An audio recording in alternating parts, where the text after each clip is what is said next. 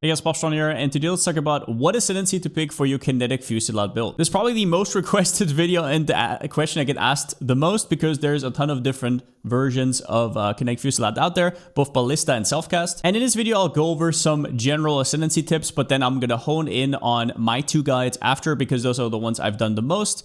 Do shout out to Local, who has a Warden Self-Cast version, and also Tatiantel, who will play Hierophant Ballista version, but on Hardcore SSF. So check those creators out. I'll link both their guides down below in the description. Now, first up, I will outline the two guides that I made about Hierophant and Champion, also both down below in the description, and what I think about them, because these are the ones I've actually played. All the other ones we're going to talk about a little bit more experimental later in the video. If I had to give you a TLDR at the start, Hierophant is kind of for everybody. Champion is extremely interesting for people who are fast, who know what they're doing, who know exactly, who prep. Champion can be extremely efficient and extremely fast. Now, the Ascendancy I'm going to choose is Hierophant. I'll play this on League Start, and the biggest reason for that is the placement speed. So you get 140% placement speed from Hierophant itself, and placement speed just got buffed to also skill how fast totems emerge. This is overall a buff once you have like 50-ish or so placement speed, and this build can get well above 200% if you're really stretching it. This should get totems a lot closer to self-cast in terms of feel, and the damage delay is going to be significantly lower. At least that's the hope. The second thing is the build as a whole is less strict on your attack speed, whereas the Duelist version always has a ton of attack speed and you have to make up for that, and in endgame you even have to use 2 pieces with the reduced duration. On the Hierophant version, it's a little bit different. Your attack speed is lower, but like you're just in the clear. Like it's pretty chill. You don't really have to think about too much. Usually you will not ever have your whole attack speed versus reduced duration thing ruined unless you do something very, very wrong. This next one is huge compared to Champion, which is you're on the top side of the tree and you have easy access to intelligence. This is huge if you don't want to micromanage or you don't really know where to get all your int from. But if you look at some of these ones, they take well over 200 int. Now, perfect case scenario, you would take a Kinetic one, which is 188, which is more achievable. But if you, for example, in trade and you see a good wand and it takes like 230 int, then you can't buy it and you have to, I don't know, spend a few divines extra just for the reduced attribute requirement. It makes you a lot less flexible. And sure, Duelist can kind of fix this with a well-placed Fertile Mind, but that is still -1 jewel socket and you lose a lot of decks with your Mage Bin. After that, easy mana recovery. If you look right here, mana regen is 143 a second.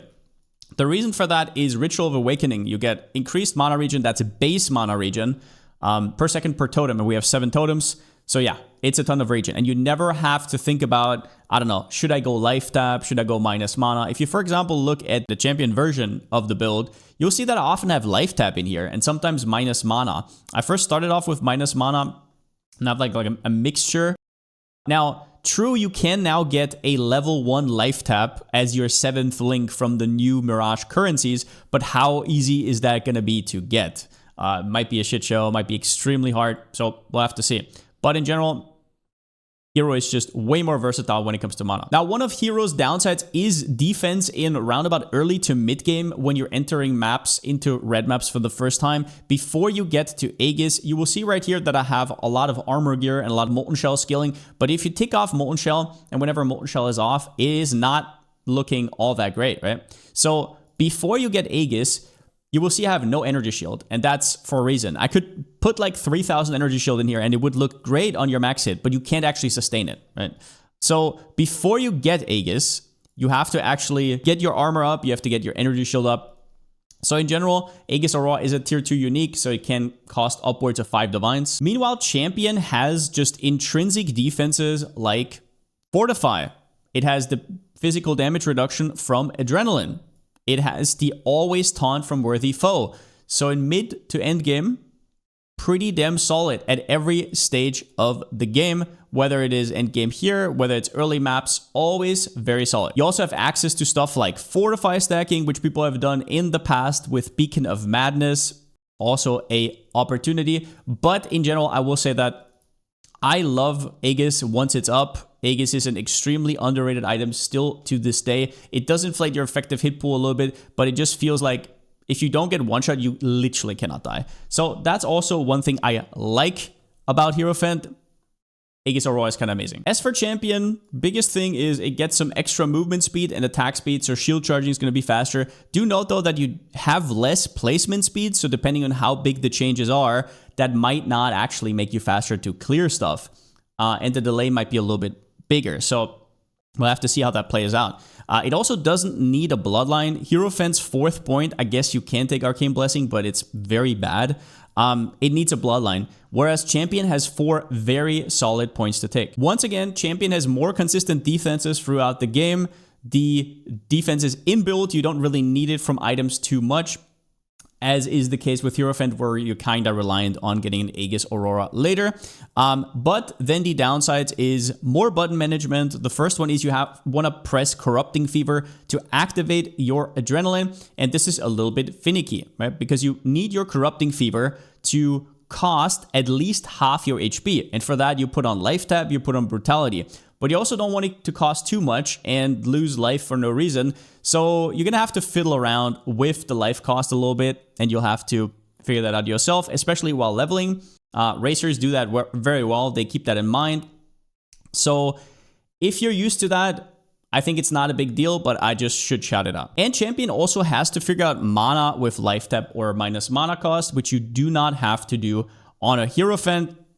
Once again, it's just very cozy. A lot of the things, a lot of the upsides that I put on Hierophant is it's just cozy, brain off. Now, with that in mind though, which one should you choose? Well, if you already know your plans for your second build, for example, if you go a mana stacker, then you're gonna go Hierophant. If you're gonna go Energy Blade, you're probably gonna go Hierophant later.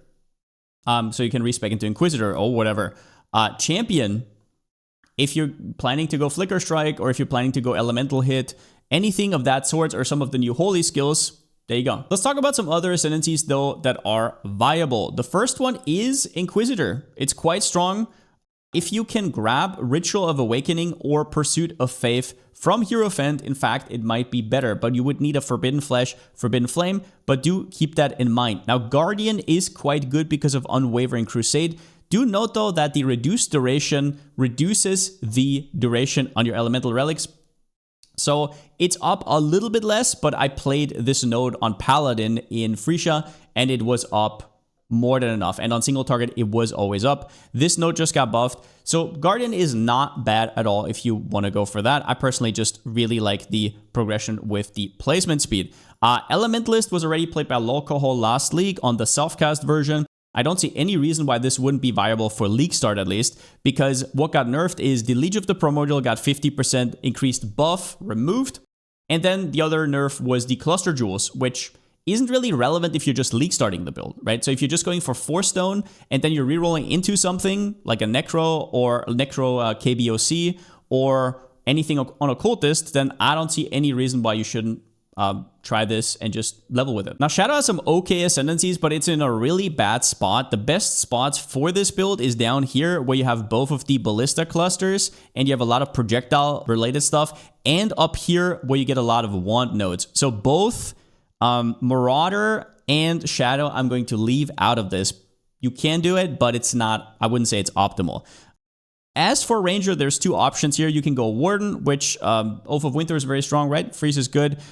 Your max hit will be pretty weak, but you will have a ton of damage. On Deadeye, you get Gathering Winds, which now also scales Emerge time because of the action speed. That should be a more multiplier to the Emerge time, but we don't know 100%.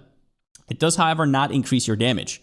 Just so you know, only the totem placement speed, which should be good after this patch. Very solid. Ricochet is nice. Additional projectile is always nice.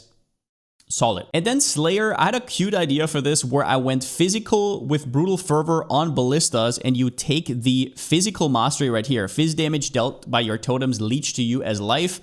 Turned out physical is just really hard to scale, and getting a good Fizz wound early is atrocious without the Breach Tree. So I forgot about that real quick. But maybe something to think about in the future. That's about all I got though. Sorry for spamming you guys' inbox recently, but I'm just really, really hyped for Mirage. I haven't felt this hyped in so long. So I did some extra work that I usually wouldn't even do. I'm really motivated. I don't know what to say. We did also hit 100,000 subscribers yesterday, which is pretty awesome. Thank you to everybody for the support. I gotta say, I wanted to make a dedicated video on that, but I don't know. It would have been low effort, and I'm kind of swamped right now with doing all of this stuff, and then leaks starts going to be in like 2 days. Maybe somewhere down the line, we'll see. But with that said, hope you guys enjoyed the video, and you choose the right Ascendancy for you. And since I still don't have a slogan, see you next time.